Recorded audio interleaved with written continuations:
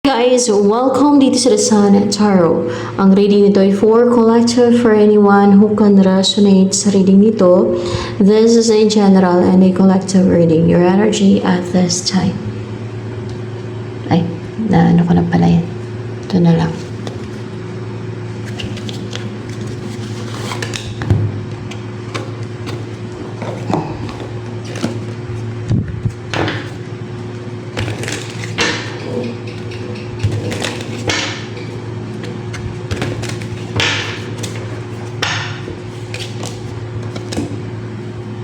Six of Wands, nagsaksid ka, nagtagumpay ka na makalabas na sa tunnel. Parang tunnel itong pinanggalingan mo yun. Tunnel na madilim. And then, nakikita mo na yung liwanag. Yung pag-asa, no? Na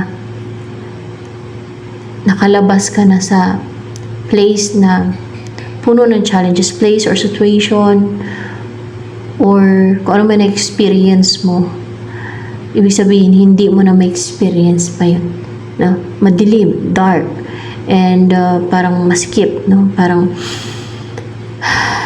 limited yung space. Wala kang freedom. Siyempre, sa loob ng tunnel at madilim pa yun, no? Talagang so dark and parang nagkaroon ka pa ng fear niyan, intense fear, anxiety. Siyempre, isipin mo yung sa loob ka ng tunnel, tapos wala kang makitang ilaw.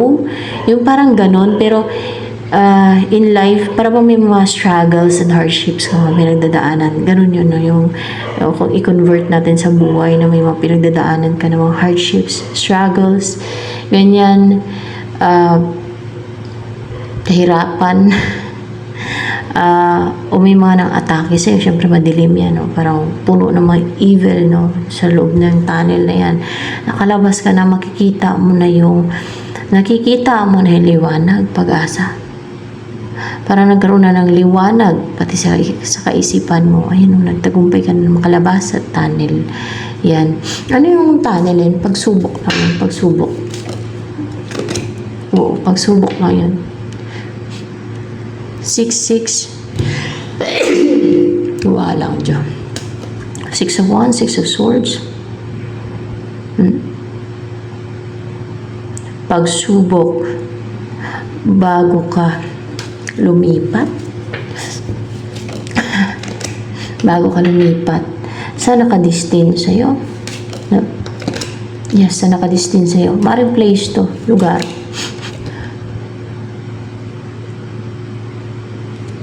Hindi siya lugar. Nakadestin sa'yo. Bago ka lumipat sa nakadestin sa'yo na person. Bago ka lumipat sa nakadestin sa'yo na person. Di ba? May paglipat. O maybe sa place ng person mo. Sabihin natin ganun. O bago ka lumipat sa nakadistance na person. Maring kung in a relationship ka lately, no, na toxic and full of hardship, or in a relationship or wala na, no, kasi nakalabas ka na, or may pinagdaanan ka mga sufferings, struggles, mga hardships, mga ganun ba? Parang dumaan ka sa tunnel na nagluksa ka pa, no, parang wala na pag-asa, parang mga ganun ba na experience ba? Emotional turmoil, mga ganun. Yan. Na parang matindi yung pagdurusa mo. Isipin mo yung parang dumadaan ka sa tunnel, parang gano'n. Pero challenges lang yun. Kung may karelasyon ka dating toxic and nagdusa ka lang, nag-suffer ka lang, lilipat ka na sa person. Lilipat ka na sa person na nakadistance sa'yo. Person to na nakadistance sa'yo. Pero kung wala ka namang karelasyon lately, mari in the past na nagdusa ka na matagal, no? Yun na yung tunnel na yun na pinagdaanan mo, full of hardships. Parang nahirapan kang mag-let go, mag-move on, ganun. Nahirapan kang makarecover. Yun na yung tunnel na yun, no? And nakita mo na yung pag-asa. Ibig sabihin, natagumpay ka, nag-heal. No? Parang ganun. Na makamove on. Sa wakas. Ganun ba?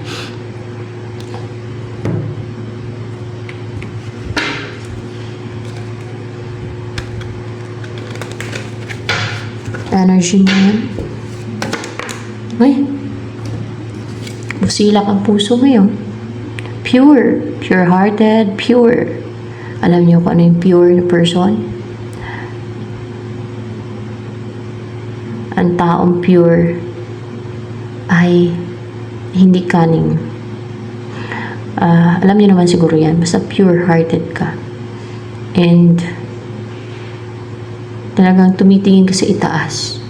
O nakatingin sa taas And may napoprotekta actually sa'yo, no?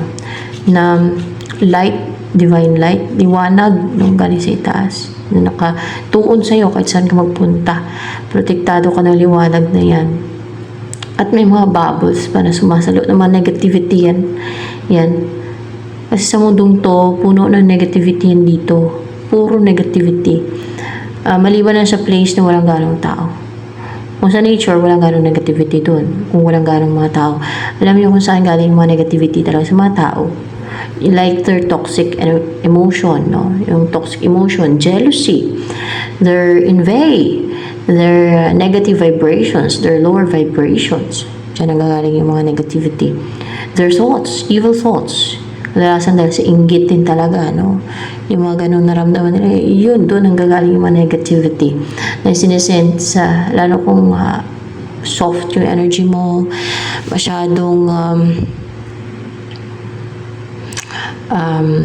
kasi pure ka, kaya protektado ka, may mga ano, kasi sensitive yan eh, sensitive pag mga ganyan eh, pag mga pure hearted, mas sensitive yan sa mga energies, yan, madaling maapektuhan, ganun yan. Ano pang energy mo yun?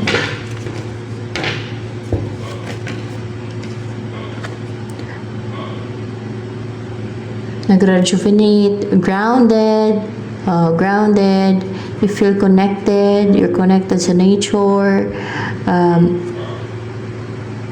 parang nando-drone ka sa soil, sa nature, outdoors, sa flowers, sa plants, sa mga animals, yan ang energy mo.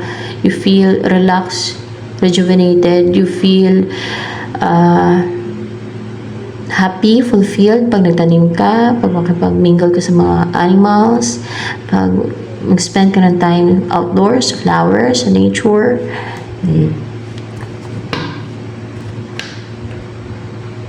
Sana ba yun? Ano next na mangyari sa buhay mo? Sino ba itong nakadestin sa'yo na person? Sino yan siya? Yung nakadestin na person sa'yo. Justice. A fair siya na person, justified, and may naputol eh. Someone na poison sa buhay niya. Ayun o, naputol na o. Nag-end na yung pambibitray, yung deceit na ginagawa sa kanya. O, naputol, you know.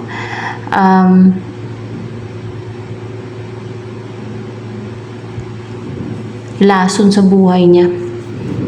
Nagkaroon ng hustisya, nagkaroon ng balance sa buhay ng person na to.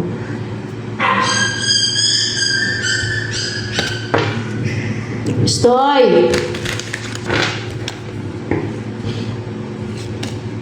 Kilala ka na ba ni Justice na yan na nakadestin sa'yo? Person. Upright ba to? Kilala ka na niya? Ni Justice na yan, yung nakadestin sa'yo na person. Hierophant. Maring asawa mo siya or Hierophant. Kasado. Kung hindi man kasado, ay magkaiba yung religion nyo, no? Either dyan sa mga nabanggit ko, kasi madaming meaning yan eh, Hierophant. Magkaiba yung culture nyo, magkaiba yung paniniwala nyo, magkaiba yung beliefs ninyo, yung how you brought up, kung paano kayo pinalaki, no? Baka magkaiba yung race din, pwede din. Either siya sa nabanggit ka. Okay. Orthodox siya, kasayropan. Clarification lang naman. Kilala ka daw niyan. O kung asawa mo, kilala ka niya bilang asawa mo. Bilang asawa niya, no? Kung may asawa ka. Pero kung wala, pwede wala. And then,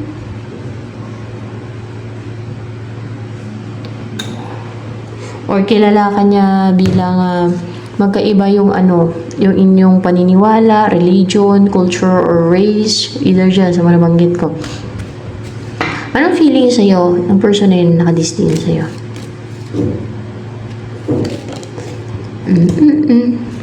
Judgment.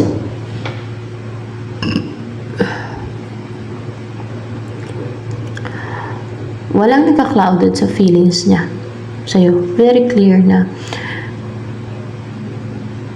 ikaw ang the one. Ikaw ang mahal niya. Na ikaw ang mahal niya. Ganun ba yun? Na ikaw ang mahal niya. Understood na yun. No, naintindihan na yun ang nag-guide sa akin. Kahit ganun yung tanong ko na, kahit na ikaw ang mahal niya, no, ganun. Parang ikaw ba yung tinatanong ko ba, yung naratingan.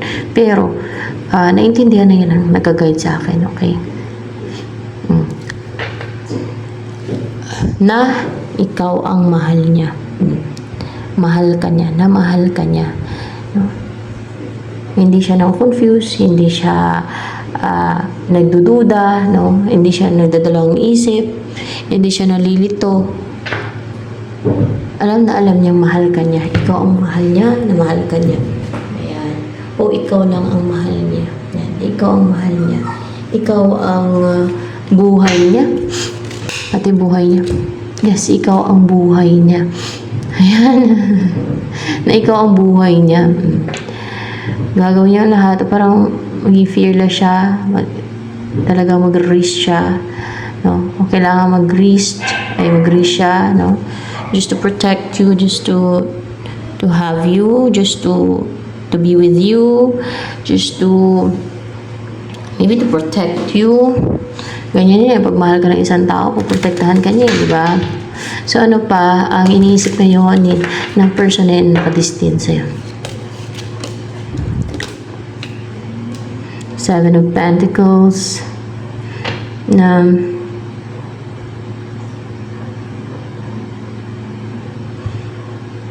Para bang natsyatsaga. Parang konti ang pera. Bakit pera iniisip niya? Konti ang pera.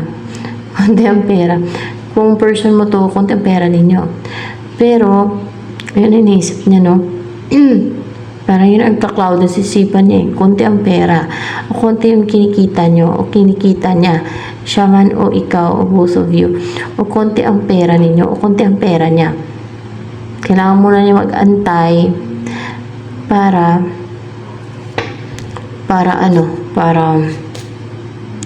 maibigay ang good life sa'yo.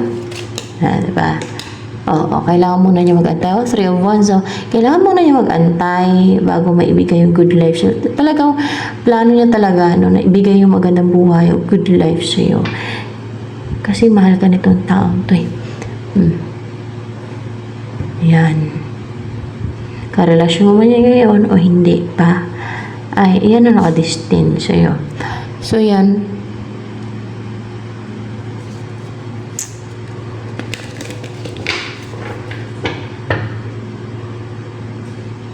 Ano yung message for you?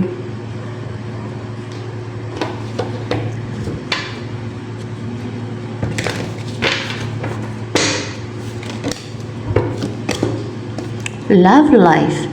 The basis of your question involves your romantic life, which is now changing for the better.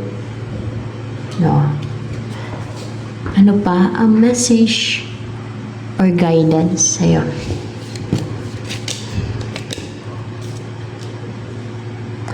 Eight of Swords.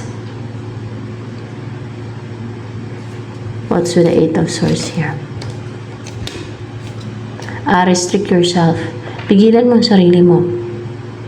Bakit? Maglagay ka ng boundary, a healthy boundary, clarified by Queen of Swords. Maglagay ka ng healthy boundary,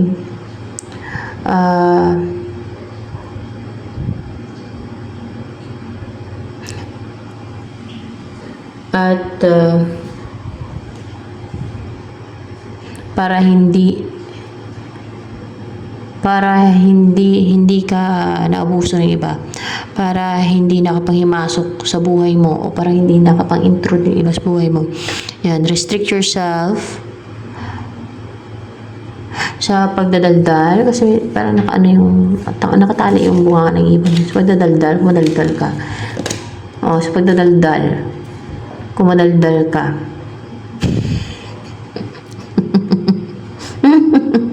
Ako, ano na pinagsabi mo? Minsan, siguro, gano'n. Pero kung madaldal ka, di ba? Restrict yourself sa pagdadaldal, no? Huwag ka masyadong madaldal daw.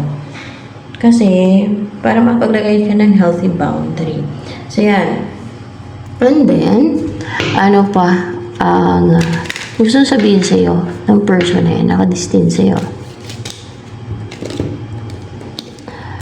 Willing siya mag-effort, mag-put ng hard work, o magtrabaho just to provide for you. Yes, just to provide for you. And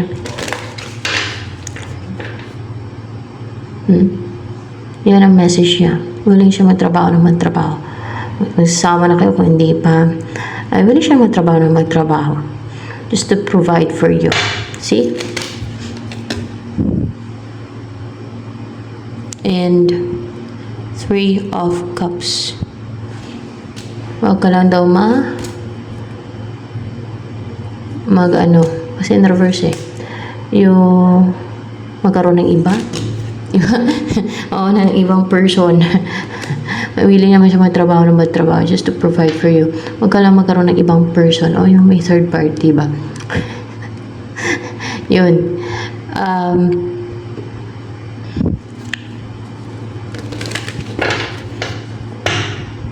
Ayan. Maliban dyan sa person mo na yan, may iba pa ba na gusto kang mapangasawa, mga ganon? So there is. Meron pa yung ibang person na gusto kang mapangasawa. At ang mamuhay kayo ng, Ten of Pentacles. Mayaman, masagana, abundant, wealthy life, kumpletong buhay, kumpleto na. Lahat na. Sino yung person na yun na gusto kang mapangasawa na yan?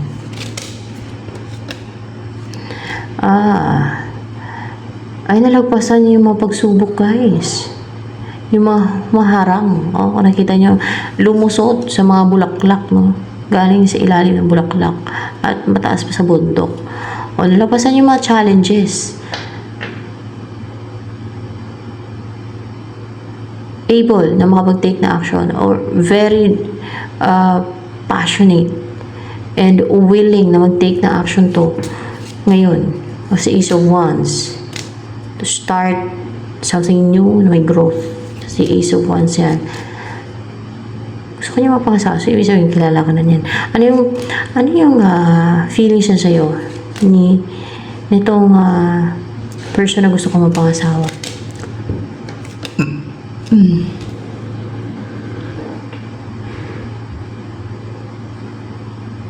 Napaka-tapang, naging courageous siya. Naging matapang siya na sabihin sa'yo kung ano yung feelings niya sa'yo. Tingnan nga. Nasabihin sa'yo kung ano yung feelings niya sa'yo, kung ano may iniisip niya. Ganyan, maging direct pa siya ba? Clarified by King of Swords. Na maging outspoken. Na maging direct siya. So, kung ano yung naramdaman niya sa'yo. Wala na patumpik-tumpik pa. No? And ano yung iniisip ngayon ng person na to na gusto kong mapangasawa? Iniisip niya lang iniisip niya ang magawa ng bahay. Baka magawa ng bahay. Yes, ang magawa ng bahay. O magpagawa ng bahay, o magawa ng bahay. Para tirahan nyo. Yun ang iniisip niya eh. Oo, para tirahan nyo. Ay, may plano na talaga. No? Bubukay ng pamilya din talaga nito. Itong isang person na to na gusto ka mapangasawa. Meron pa isang person. No? Yung maliban dun sa isa. How lucky you are. Ano ang gusto sabihin sa'yo ng person na to na gusto ka mapangasawa? Ipaglalaban ka niya. Kahit may mga harang pa, may hadlang. Kahit may makapag-compete, may challenge, paglalaban ka niya.